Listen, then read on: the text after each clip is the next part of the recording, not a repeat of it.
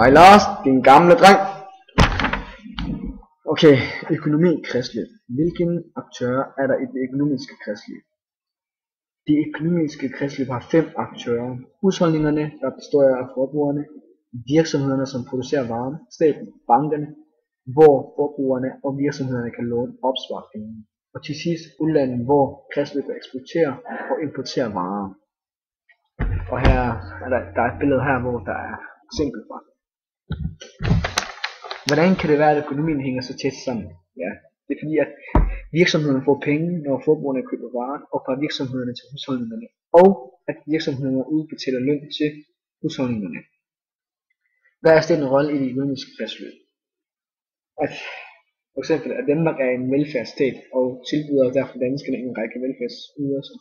Staten sørger for at bygge veje, og alle kan komme til læge, og det koster mange penge at have velfærdsstat. Samfund. Derfor betaler alle husholdningerne og virksomheder skat og afgifter til staten. Og her er der sådan et sted igen. Hvad er forbrugernes rolle i det økonomiske kredsløb? Deres rolle er simpelthen fordi, at de penge, som husholdningerne bruger på varer og tjenester, ender i virksomhederne lommen. Så har virksomhederne råd til at betale løn til de ansatte. Løn bliver igen brugt på at købe produkter, og på den måde går hele økonomien i ring.